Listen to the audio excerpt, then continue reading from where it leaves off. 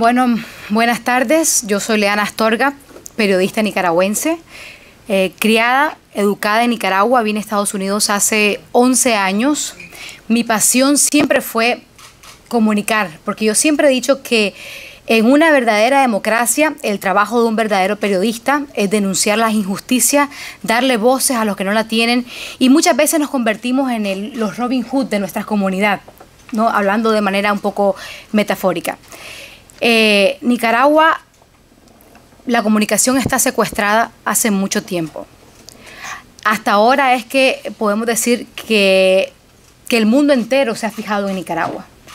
Y quiero comenzar con una de las preguntas que a mí me hacen miembros de otras comunidades con las que trabajo, porque me dicen, Leana, pero es que los nicaragüenses, ¿cómo volvieron a votar por Ortega si ya lo habían sacado en los 90? Lo que la gente no sabe es que Ortega vuelve a llegar al poder con un pacto político y con puras patrañas. Y desde entonces, desde el 2006, él lo que ha sido es un corredor muy hábil y ha sabido esperar. Pero el pacto que él hace con Arnoldo Alemán en el 2000, donde cambia y modifica la ley electoral, es decir, antes en Nicaragua para una persona llegar al poder tenía que tener un mínimo del 45% para ser electo presidente, y si no tenía que ir a una segunda vuelta.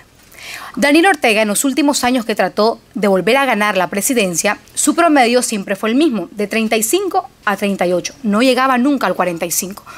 Entonces, él pactando con Arnoldo Alemán, cambia, el primer golpe que da la Constitución fue ese, un cambio en la ley electoral a que sea el 45%, estaba más cerca, ¿no?, del 38 al 45. Después de eso, esperan elecciones y no gana, le gana al señor Bolaños. ¿Y qué dice Daniel Ortega? Bueno, ahora me toca hacer la segunda parte, esperar pacientemente y dividir a los liberales, que fue lo que hizo. Entonces, ahí empezaron las patrañas políticas. Pero definitivamente es importante recalcar que para hacer periodismo ahorita en Nicaragua, los periodistas de nuestro país están siendo amenazados, están siendo amedrentados y tienen que tener, les ponen una mordaza, y si no la tienen, pues entonces lo golpean. Vimos hace poco un periodista de Canal 10 que lo secuestraron y lo golpearon. Yo estuve reportando las primeras semanas en Nicaragua la crisis y a mí me amenazaron. Y de verdad les voy a decir que sentí miedo. Sentí miedo porque como periodistas siempre nos han enseñado a dar las dos caras de la noticia, ¿verdad? Entonces yo estaba cubriendo las marchas cívicas y quise ir a cubrir una marcha oficialista. Cuando empecé a cubrir esa marcha, llegaron varios jóvenes de las turbas sandinistas con los rostros tapados y me dijeron, cuidado con lo que decís. Y después se fueron como manada de lobos, porque se manejan como lobos, entre 4 o 5, y trataron de agredirme. Gracias a Dios yo tenía por mi trabajo a guardaespaldas, pero igual quiero decirles que sentí miedo. Así que yo quiero felicitar a todos nuestros periodistas independientes que contra marea, que contra amenazas, siguen en las calles reportando lo que dice el pueblo, siguen reportando la voz de la gente, siguen en las manifestaciones. Y quiero decirle también que como nicaragüense me siento muy orgullosa del pueblo, muy orgullosa de la gente, porque mucha gente me dice aquí también, Leana, cuando me ven muy apasionada, ¿no?, diciendo la noticia, todos los días cuando llego a la mesa de asignaciones, yo siempre tengo algo para hablar de Nicaragua, y muchas veces me dicen, pero es que ya Nicaragua, entonces yo digo, no, podemos hacer esto, podemos hacer lo otro, y cuando me ven así apasionada, mucha gente me dice, venezolanas o cubanos, Leana, pero es que Nicaragua va a ser igual que Venezuela, o se va a pasar lo mismo que en Cuba, y yo siempre les digo, no. ¿Saben por qué no va a pasar lo mismo? Porque el pueblo nicaragüense tiene más de 100 días. La estrategia de Daniel Ortega sí fue la misma de Castro y de Cuba. Ellos dijeron, a los primeros que salgan los vamos a matar, para que no salgan más, vamos a meterlos en miedo. Pero nuestro pueblo nicaragüense, la historia de nosotros es una historia de guerra. Y la historia de nosotros no viene de los tiempos modernos, estoy hablando de la historia de Andrés Castro, el tiempo de la conquista. Voy a decirlo en términos nicaragüenses, nosotros somos arrechos. O sea, Andrés Castro, cuando Andrés Castro estaba con los filibusteros españoles, así, ese hombre vino, agarró una piedra, el tipo David y Goliat, esa historia es nuestra. Y con una piedra derrotó a un filibustero. Y él no es la única. Rafael Herrera, una mujer, para defender su castillo, agarró unas toallas, la llenó de alcohol y tiró fuego. O sea, el corazón de los nicaragüenses está lleno de fuego. Y a los nicaragüenses no los callan así por así. ¿Por qué ustedes creen que mientras más tiran balas, más sale la gente? Más sale la gente. Miren la marcha del obispo. Los sandinistas pensaron, ya no van a salir esta gente si le hemos dado con... Mira, le hemos tirado morteros, le hemos tirado balas, AK, francotiradores. Y las mujeres se ponen más arrechas, más encachimbadas, porque a nosotros no nos pueden tocar.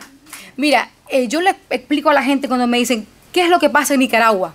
Lo que pasa en Nicaragua fue esto. Nicaragua vivió una relativa tranquilidad mundial y de crecimiento económico por 11 años, los últimos 11 años que estaba Daniel Ortega. ¿Qué pasa?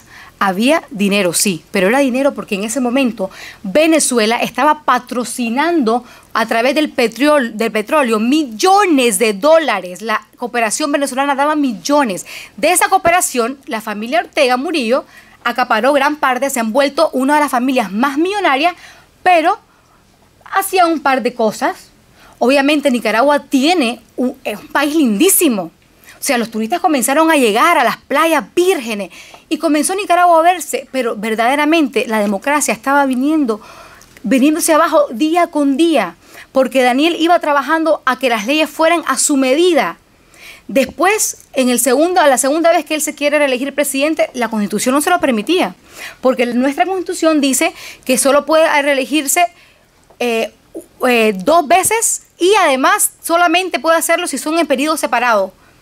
Él cambió eso nuevamente, aliado, por supuesto, ya empoderado todo con el control de los poderes. Su amigo Rivas, que era su amigo del alma, dijo que no había manera de que eso fuera a ser un problema, que eso causaba más bien que siguieran los proyectos trabajándose. Pero nosotros escuchamos ahora del secretario de la ONU que la reelección no es un derecho humano. Y no solamente eso, que la reelección debilita la democracia porque puede generar una dictadura de facto. Y entonces Ortega empezó a crear su dictadura. Y en el último término, ya que salió elegido, no solamente consolidó su dictadura, sino que comenzó a ser una dinastía familiar. Es por eso que vemos a la señora Rosario Murillo como vicepresidenta. Y a sus hijos, a diferencia de lo que le dijo al entrevistador Oppenheimer, sus hijos no solo... Primero, sus hijos no se han graduado de periodistas, vamos a ser honestos, porque no estudiaron periodismo. Se han adueñado de los canales, y los canales que son subvencionados por el gobierno. Pero además de eso, sus hijos son asesores de la presidencia. Sus 4 hijos, entre ellos Camila. Eso se llama nepotismo en cualquier lado. Eso es crear una dictadura. Entonces, ¿qué pasó? El 18 de abril pasó lo siguiente. Otra cosa que la gente, quiero que conozca nuestra cultura. A nosotros, los nicaragüenses, desde que estamos chiquiticos, nos enseñan a querer a nuestros viejitos. Para nosotros, nuestros abuelitos son lo más sagrado que tenemos. O sea, mamita, papito, son los seres que nos enseñan a quererlos y a respetarlos. Entonces, ¿qué pasa? Viene la reforma que viene y que se pasa a la Gaceta, una reforma que afecta a nuestros viejitos. Entonces, imagínense los pobres viejitos que ya les daban una miseria en el cheque. Salen unos cuantos viejitos a protestar porque su chequecito ya no lo van a tener completo. ¿Y qué pasa? Vestidos de camiseta de Juventud Sandinista, comienzan a golpear a nuestros viejitos con palo. Eso despertó la furia de nuestros jóvenes. De nuestros jóvenes que venían callando todo y que todo el mundo decía, son apolíticos, se la pasan en el teléfono celular, se la pasan chateando. Entonces nadie se esperaba ese despertar de la juventud porque pensaban que no están en la política, están adormecidos. Esa fue nuestra reserva moral. Esa fue la gota que derramó el vaso y por eso ese 18 de abril nuestra juventud salió a defender a sus abuelos. Dos de los casos que me llamó la atención, uno fue una madre que yo entrevisté nicaragüense que tenía tiempo de no ir a su país, que se vino a trabajar por sus hijos. Su hijo estaba graduado de la universidad y su hijo se lo mataron. Y dice esa madre que la última vez que habló con él, ella volvió, no tenía papeles en Estados Unidos, y dice, tengo que ir a ver a mi hijo porque no tenía tiempo de no verlo, quiero por lo menos despedirle una tumba fría. Cuando esa madre habló conmigo, esa madre me dijo, Yo le dije que no se metiera en eso. Y me dijo, ¿cómo yo voy a dejar que mi pobre viejita me le quiten los pesitos que le tiene? Hay tanta historia que a mí me han marcado. Yo le digo a la gente, y a la gente que me conoce, se vale llorar. O sea, yo sí lloro. Yo soy llorona por naturaleza. Soy media poeta y loca también. Me encanta la declamación. Y lloro. Y siempre lloro con las historias humanas que hago. Lloré cuando fui a Cuba. Yo fui infiltrada a Cuba hace muchos años. Y lloré con las historias de Cuba. Entonces imagínense cómo yo no voy a llorar si mis hermanos cubanos, cómo yo no voy a llorar cuando yo regreso a mi país y veo a la gente tan humilde, porque los nicaragüenses son trabajadores y son humildes. Y yo miraba a esas madres que me miraban a mí y me gritaban desesperadas por ayuda. Y me decían, mi hijo lo tiene en el chipote, pero si mi hijo no ha hecho nada. Una pareja que yo entrevisté de Tipitapa, su hijo Ricardo se lo mataron, y esa madre humilde me dice a mí, mi muchachito iba a ser el primero en graduarse de una carrera universitaria, quería ser guía turístico. O sea, estamos viendo que nuestra juventud iba a romper el círculo de la pobreza, como dice Samuel Huntington. Muchos de esos jóvenes que han asesinado eran los primeros en sus generaciones en tener un título universitario. Sus madres, con esfuerzo, lavando, cocinando, planchando, siendo empleada doméstica, se desvelaron para que sus hijos fueran a la universidad. Y a sus hijos se los mataron. Se los asesinaron. Y cuando vemos las imágenes de esos muchachitos de 20 años, ese Alvarito Conrado. Alvarito Conrado fue el primer caso que a mí me tocó el corazón. Yo le escribí en primera persona un artículo, porque cuando yo terminé de entrevistar a su abuelita y a su padre, la mirada de ese niño no se me salía del corazón. La abuelita estaba enojada con él porque la abuelita no quería que él fuera. Y su padre no sabía que había ido. Y ese niño agarró el dinero de su mesada, y estamos hablando de familias pobres, que pueden haber sido 10 pesitos, que no son ni $1. Agarró ese dinero de su mesada y se fue a comprar agua. Y lo que él estaba haciendo afuera de la catedral de Managua, el presidente dijo que en la iglesia nunca habían matado a nadie. Pues aquí están los ejemplos de los que mataron. Alvarito Conrado fue el primero. Él estaba fuera de la catedral cuando un francotirador le dio una bala que le rozó la garganta. El video de ese niño gritando, me duele respirar. Ahí está el video en YouTube. Me duele respirar. Y yo creo que a los nicaragüenses hoy en día todos nos duele respirar. Y a todos los hermanos que aman la democracia de un país les debería doler respirar. Porque no es justo que un niño que está pasando agua con su dinero muera porque estaba ayudando a protestas de los estudiantes. Pero ahí no termina el caso de Alvarito. Alvarito se pudo haber salvado porque la bala le rozó en la garganta y le dolía respirar. Y lo llevaron al hospital Cruz Azul. Y en ese hospital le negaron atención médica. ¿En qué país del mundo puede haber una crueldad tan animal y tan bestial de decirle a un doctor que no puede atender a un herido, que no puede atender a un niño de 15 años herido? Cuando llegó al Hospital Bautista, murió. Alvarito Conrado era un niño chiquitico y menudito y murió desangrado. El padre le dijo que si le hubieran llevado tiempo, Alvarito se hubiera salvado. Pero después de eso, otro ejemplo de lo que decía el presidente, cómo miente cínicamente, que dice que nunca en una iglesia había muerto nadie. El 13 de julio, en la UNAM, vimos videos de una joven que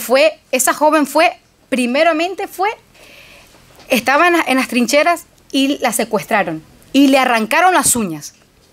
Y esa muchacha tan valiente todavía siguió protestando, porque yo le voy a decir la verdad, yo creo que yo soy muy cobarde, pero a mí me toca un pelito y yo creo que me voy a mi casa a meter a guardar. No sé, pues, no puedo decir eso. Pero para que vean la valentía del pueblo nicaragüense, o sea, se lo estoy diciendo, somos encachimbados, somos como los caciques de Iriangén y somos burlescos también. Eso es parte de nuestra idiosincrasia, porque en medio de toda la crisis hemos visto las burlas. Esa niña hizo un video cuando estaban atacándolos con AK, Se escucha el video, las ráfagas de balas. Eso es una masacre, no una guerra, porque guerra es cuando hay dos bandos armados. Estos niños tenían tiradoras, piedra y mortero. Y esta niña se despide y le dice, mamá, mamá, perdóname, me salió a defender a mi patria. Esa muchacha salió viva. Después la volvieron a secuestrar. Pero el ejemplo de ahí es que ahí se salvaron, gracias a Dios que estaba un reportero del Washington Post. Esa fue la única razón por la que esa gente se salvó. La única razón es que estaba un reportero de Washington Post. Y el reportero empezó a escribirle a Estados Unidos y ahí fue que intervienen para sacar a los heridos. Ahí estaba un doctor que también entrevisté, el doctor Duarte. Uno de los pocos especialistas del corazón infantil pediatra. Uno de los pocos que tiene nuestro país. Trabaja para el Vivian Pela y tenía su consultorio. Y se fue a ayudar a los muchachos.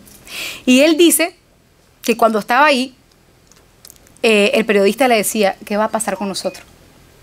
Estaban todos en el suelo y a la divina misericordia, la iglesia, no paraban, fueron 18 horas constante de balacera. Taca, taca, taca, taca, taca, taca.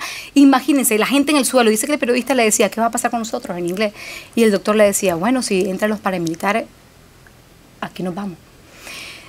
El otro ejemplo que les iba a dar, y con eso ya culmino, Gerard Vázquez. Gerard tenía 20 años de Masaya.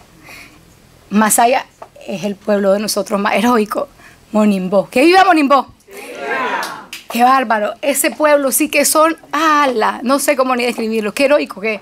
Yo lo he dicho cada vez que hablo, cuando yo vuelva a Nicaragua libre, me voy para Masaya y a todos mis artesanos les compro de todo, porque fueron los primeros que se levantaron y fueron los primeros que dijeron, aquí no va a pasar el repliegue, porque ellos fueron los que le dieron el voto a los sandinistas y siempre se valoraban porque Sandino de Monimbó y decía, y ellos fueron los primeros que se levantaron. Masaya. En Monimbó, increíble.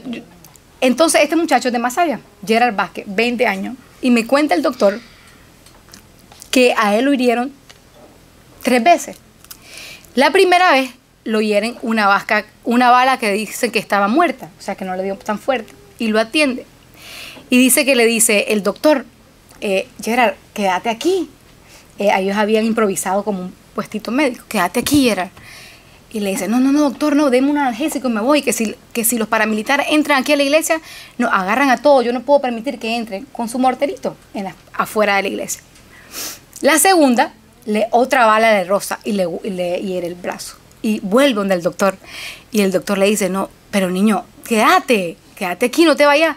No, doctor, ya me voy, si estoy bien. Y la tercera fue la vencida para él. Porque un francotirador también le dio en la cabeza.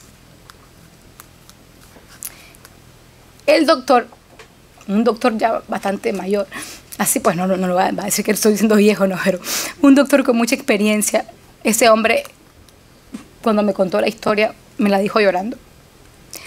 Dice él que entre la pala, él fue a recibir a Gerard Vázquez. Lo fue a recibir y dice que Gerard venía hablando de Nicaragua y que sus últimas palabras que dijo consciente en los brazos del médico fueron que viva Nicaragua. La última palabra de ese muchacho consciente fueron que viva Nicaragua.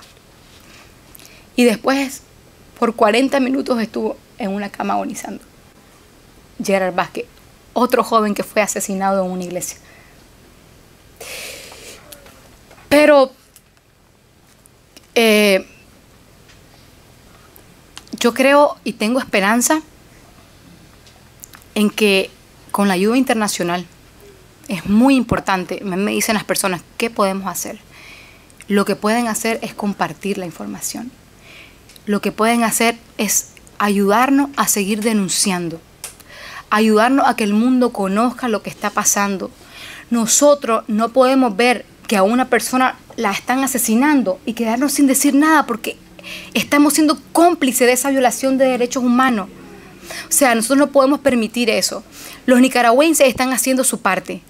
ellos están en las calles todavía. Ellos siguen protestando. En Nicaragua ahora se aprobó una ley de terrorismo. Todos los que protestan, los médicos, el médico que yo entrevisté está aquí en Miami, porque lo acusaron de terrorista por haber cumplido con su juramento hipocrático. Es terrorista. Entonces, lo que se puede hacer es cada quien desde su plataforma seguir apoyando. Yo quiero decirle que, vuelvo y repito, me siento orgullosa del pueblo nicaragüense. El pueblo nicaragüense sigue manifestándose, sigue luchando por su libertad, por la democracia y por la justicia. 3 palabras tan clave que se han vuelto para los Ortega una gran amenaza. Que se han vuelto para querer paz, democracia y justicia, es como pedir lo imposible para ellos. Así que el mensaje es seguir denunciando. Yo como periodista seguiré haciendo mi trabajo, seguiré contando la historia que impacta y seguiré contando la historia de mi país y confiando y orando en Dios de que pronto llegue la libertad, de que no haya más derramamiento de sangre. Los últimos datos dicen que son 448 personas muertas hasta el momento. De esos también hay más de 700 personas detenidas arbitrariamente. En Nicaragua se está viviendo la parte más cruda de la dictadura hoy en día. Hay una cacería de brujas impresionante. Nuestros jóvenes están huyendo. El último dato de la ONU revela que son 23.000 nicaragüenses los que están pidiendo refugio en Costa Rica. Algunos que pueden llegar acá están llegando. Así que, por favor, les pido que no se olviden de Nicaragua, que nos ayuden a seguir denunciando y sigamos alzando la voz por ese pueblo heroico, que viva Masaya, que viva León, que viva Nicaragua libre. Y un aplauso para todos los nicaragüenses que están allá ahora, que muchos sienten que están viviendo un estado de terror, paramilitares por todas las calles, no se puede salir de noche, hay un estado de queda silencioso, pero ahí siguen de pie y siguen usando su bandera azul y blanca para protestar. Esa bandera que es nuestra arma. Que viva Nicaragua. Gracias.